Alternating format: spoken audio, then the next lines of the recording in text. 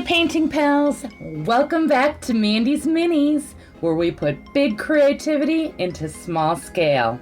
Happy Halloween! It's my favorite time of year, and rather than just another diorama, I thought I'd go over some scary smooth blends. They're scary because of how easy they are. And in order to do that and make that blending easy, we're going to use a different kind of paint. Oil colors. That's right, we're oil painting. So, we're going to need some different materials than usual. Do not use your standard brushes that you would on your normal acrylics.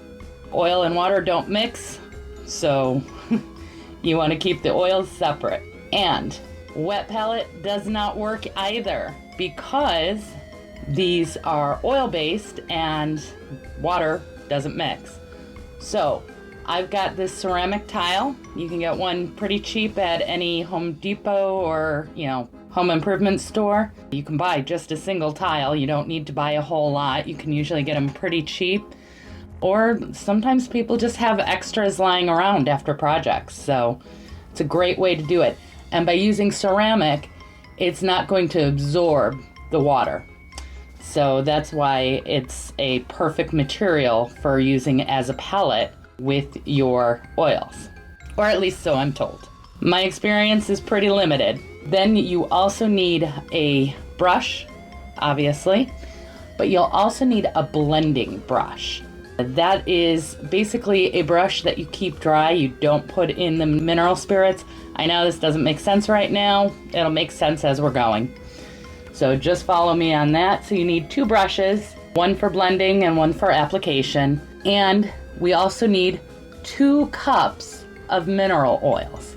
And what that's for is, one is for rinsing your brush and cleaning it off between colors, and the other is for clearing out any leftover residue. The oils tend to get into that first one pretty well, so a second dip in a clean cup really just ensures that you have a good application without the previous color on it. Unless you want the previous color on it. Sometimes you do. But you'll see that as we're going through. Let's get started. Now this is a Reaper figure. I got it in Bones 5.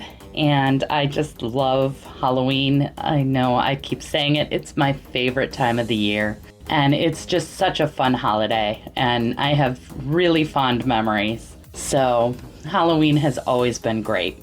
And application is pretty simple. It actually works very similar to acrylics as far as put the paint on the brush and apply it to the model. Instead of using water to thin, you do need to use mineral spirits.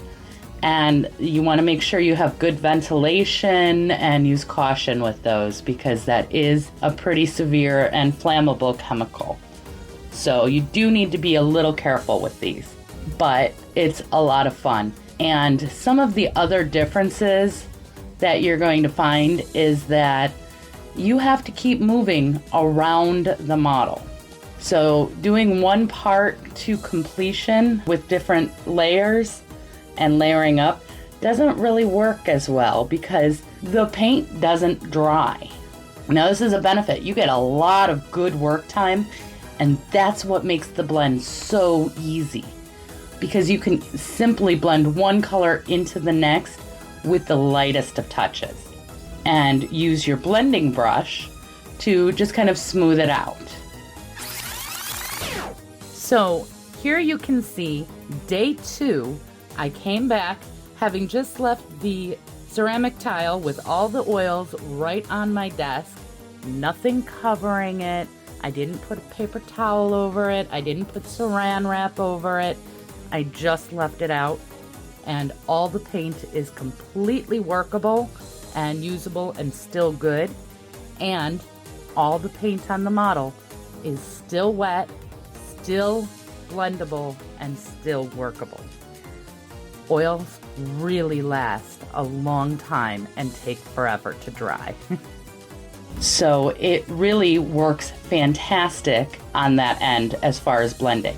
The downside is it takes forever to dry. The last one I did, I think it took a full week before the mini was completely dry when I was finished with it.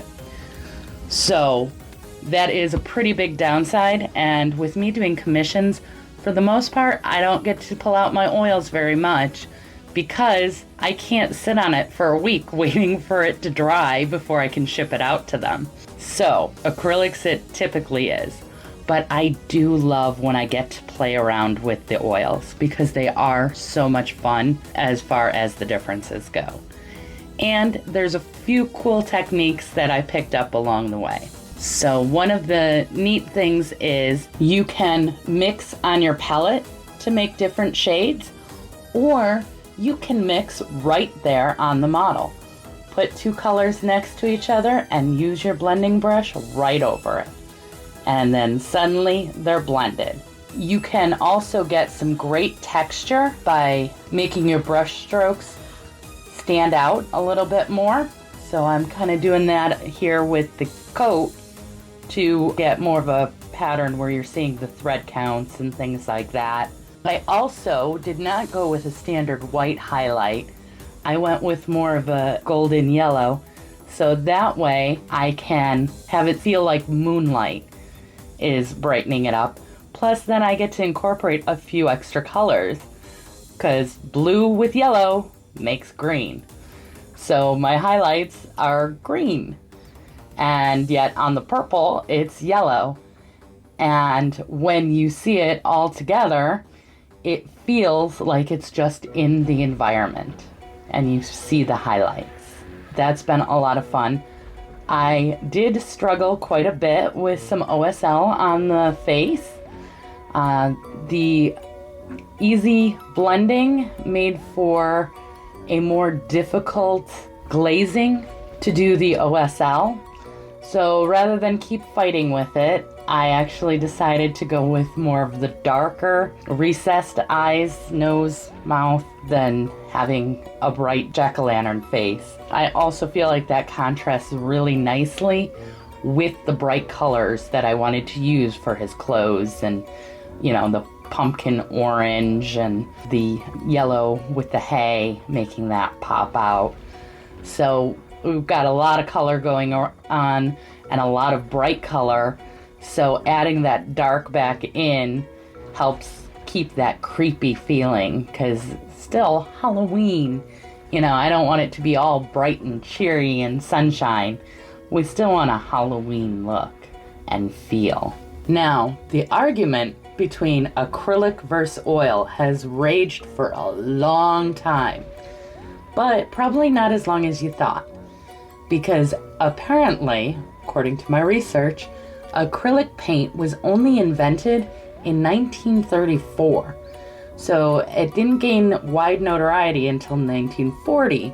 And oils have been around since the Great Renaissance, and probably before. I don't know, I didn't look up that one. So there is a lot of debate on that, because you can get bright, vivid colors from both, which is something that watercolors do not offer, at least in my experience. I've never been a big fan of watercolors, but I'm a big fan of bright and vibrant colors, so it kind of makes sense. But while oils take so long to dry, acrylic is faster since it uses water. It's an easy medium for thinning and cleaning up, and it is very, very versatile. But because it dries so fast, it is extremely difficult to layer, and that is where most painters struggle with. That is what the hardest part of NMM is. That is the hardest part of OSL. That plays a big part in everything, while oils do not have that problem. But oils, again, have their own limitations. If you're in an apartment complex with not good ventilation, you do not want to use mineral oil in your house. That is not something that's healthy for you to keep breathing in. So not something that you should try even. Don't try it. If you don't have good ventilation, don't even try the oils, please. Your health is more important, but if you are in a position where you can try them out, It's actually not that expensive. I think I got my entire oil paint kit for 20 bucks off Amazon, and the mineral oil was another like 10. I get cheap brushes all the time from Amazon. I don't use anything good. Certainly don't use my Winsor Newtons on oils. Not that you couldn't, you can, and if you prefer oils, that's something that you'll want to look into, and they are good for that. They will work really well, but I won't even try it because I don't want to ruin mine, and like I said, I have to go with acrylic because I need the speed. So oil is definitely not for everyone, but it is worth, in my opinion, giving it a try because you can do so much with it. And there's even metallic oils. So it's not like you're really giving up any of your colors. In fact, this silver metallic that came in my kit, the $20 kit that I told you about, that works just fine. And you can mix in the other colors to get your shadows and keep your highlights with it nice and bright by keeping it just metallic. You never want to highlight with a non-metallic over a metallic because it actually dulls it. So your highest point should be just pure metallic paint, and then your midtone and shadows should be steps down from there. So this allows me to explore that avenue. Oil paints were also my first venture into NMM because I knew I would get that extra time to blend. So I was able to play with a bunch of different shapes on figures with oil paints, practicing the NMM and where to highlight and how to do that without struggling on the blending. So those came out very, very well. Still took a while because it was my first time trying NMM, and I got bored halfway through the project and put it away, and so 2 of 3 figures were finished, and the last one never got finished, and there it is, still sitting. And no, I won't get back to it. I'm moving on. I'm just done with that. So that's okay. You don't have to finish everything, especially if you already got what you needed out of it. And that time I really feel like I did. Oh my gosh, I forgot to mention this. I actually found a fantastic technique for doing the straw in order to better get the details out. I started with putting the shadow color down. Now, if you notice, most of the time I've been putting the mid-tone down and then adding shadow and blending it, and then adding the highlights and blending that. But here I started with the shadow tone like I normally do for acrylics, and then I used the mineral spirits on the brush to wipe off the top section, effectively making a wash. And by doing that, that kept the raised areas a little bit cleaner and easier for my straw color to go down. And now it's ready for highlights. So that was another neat trick. You can always remove everything really nicely with oil paints with mineral spirits.